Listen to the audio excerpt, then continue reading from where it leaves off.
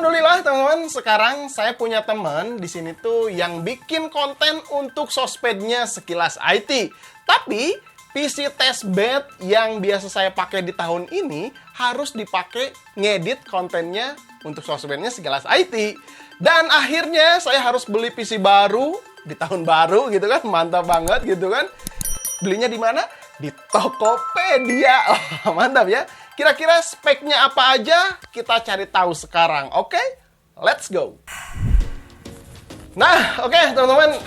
Di sini komponen-komponennya udah ada ya. Kalian bisa lihat sendiri. Nanti kita akan kenalan kenapa pakainya ini aja gitu kan. Belinya tuh saya langsung se-PC gitu langsung gitu kan. Ketika saya browsing-browsing di Tokopedia, ada yang jual langsung satu PC, ya udah langsung dibeli aja gitu. Oke, kita langsung saja kenalan dengan komponen-komponen yang saya akan gunakan. Let's go.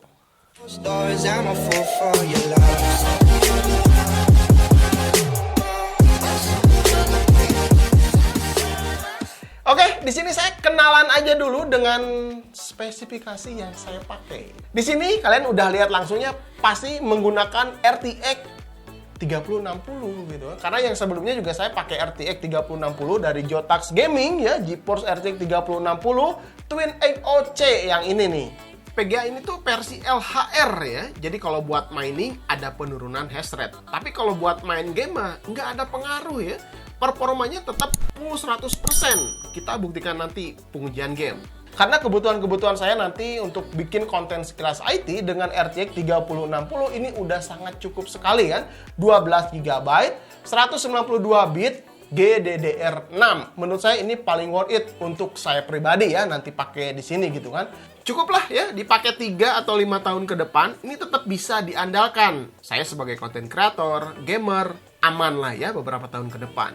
Terus untuk prosesornya, karena sebelumnya saya menggunakan Ryzen 5 3600 XT, di sini saya upgrade sedikit. Menggunakan Ryzen 7 5800X ya. Dia tuh punya 8 core, 16 thread gitu kan. Jadi kalau misalkan mau overclock bisa lebih panas. Kalau misalkan dipakai review heatsink, nah si Ryzen 7 ini bisa lebih panas lagi gitu. Jadi ini ada upgrade lah dari testbed yang sebelumnya gitu kan. Oh iya, ada yang nanya ya tadi ya, belinya di mana? Nah, minggu lalu tuh saya searching di Tokopedia, ternyata banyak banget ya toko yang jual PC rakitan. Ya rakitannya udah jadi seperti ini. Saya belinya di Galaxy Solusindo ya. Mereka tuh punya rakitan PC dari Nvidia, tapi bisa request juga kalau misalkan mau ganti komponen tinggal bilang aja. Ada yang 7 juta, 10 juta, tapi yang saya beli ini 26 jutaan. Karena spek yang ditawarkan ternyata mendekati dengan kebutuhan PC testbed saya. Jadi ya udah saya ambil itu gitu kan. Kalau misalkan ada yang kurang dari spek ini sih saya tinggal ganti aja. Karena komponen-komponen penggantinya saya udah punya di studio gitu. Tinggal cabut pasang, bisa lebih mantap lagi gitu ya. Terus motherboardnya, nah si MSI saya di sini menggunakan MSI Mag B550M Mortar. Kenapa saya pakai ini?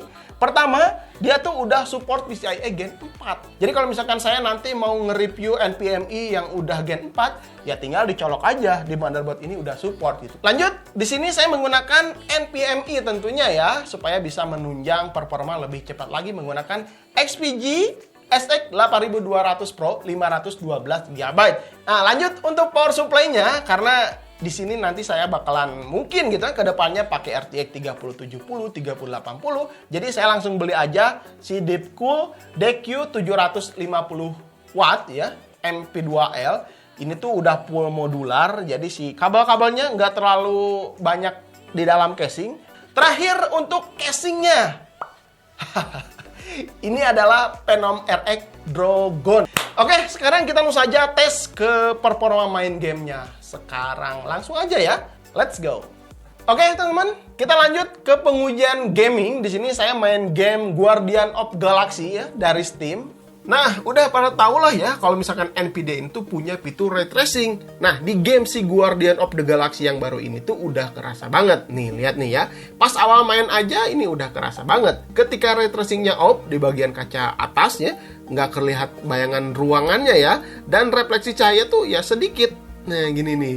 Lalu ketika diaktifkan ray tracingnya, di sini terlihat jelas ya pantulan dari bawah yang kelihatan di atas kaca. Tuh kan beda ya. Nah ini yang membuat game tuh berasa real. Tapi ketika ray tracing-nya diaktifkan, FPS-nya agak turun ya. Jadi sekitar 100-an, 105, 108 FPS seperti ini. Nah, oke, di sini saya aktifkan fitur DLSS-nya untuk bisa mendapatkan FPS lebih tinggi, tapi si fitur ray tracing-nya itu tetap berasa. Seperti bayangan real time-nya tuh kan masih ada ya. Kalian bisa lihat nih di layar ini. Keren ya. Jadi kalau kalian mau main game 2K atau 4K gitu, pakai DLSS aja gitu. FPS-nya juga bisa lebih baik ya. Jadi nambah kayak tadi nih. Apalagi si RTX 3060 ini udah cukup kencang buat main game di resolusi tinggi.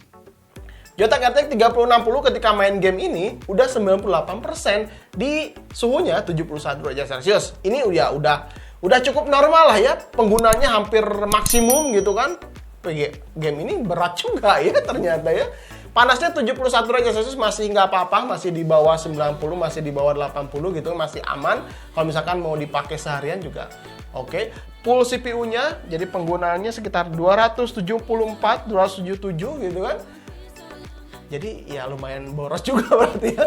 Tapi nggak apa-apa, ini kan nggak tiap hari dipakai gitu kan. Ketika testbed aja saya pakainya. FPS-nya udah mantap banget lah, 120 FPS main game seperti ini. Galaxy of the Guardian adalah salah satu game petualangan yang support ray tracing ya. Makanya pas main game ini, refleksi sinar pantulan tuh lebih real.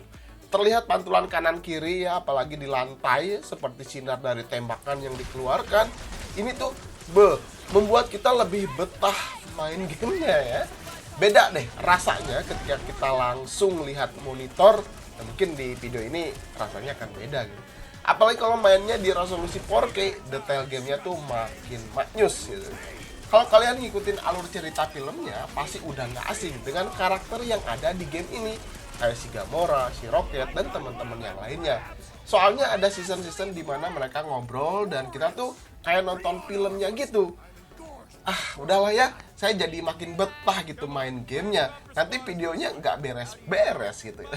Oke lah, yang penting kita udah lihat ya si game-game ini mantap banget gitu kan. Kita lanjut aja ke pengujian game selanjutnya. Let's go. Lanjut.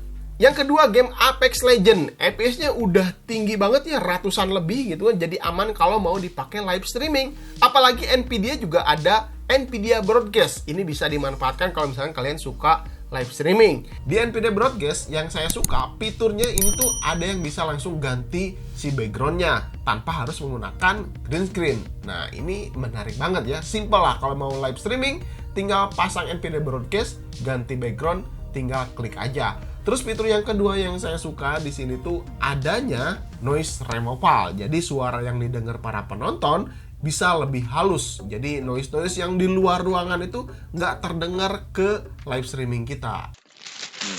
Plastik ini berisik banget. Ini sangat penting ya. Kalau misalnya kalian streamer, wajib coba. Plastik ini berisik banget. Beneran nggak? Plastik ini berisik banget. Nah, barusan salah satu contoh yang bisa dinikmatin kalau kita live pakai Nvidia Broadcast. Background terlihat lebih profesional dan hasil suara tuh lebih jelas didengar para viewer kita. Gimana? Mau coba pakai Nvidia Broadcast? Silahkan. Oh iya nih, ada fitur Nvidia Reflect ya di Apex Legends. Jadi kita bisa mendapatkan latensi yang kecil ketika diaktifkan. Jadi intinya sih nembak ini bisa lebih cepat, mengurangi delay ya antara mouse ke PC untuk melakukan shooting atau tembak-tembakan.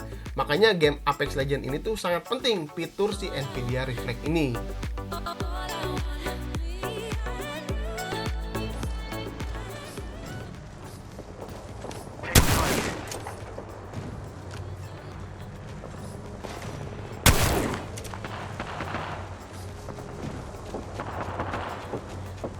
I'm down. I'm not done yet.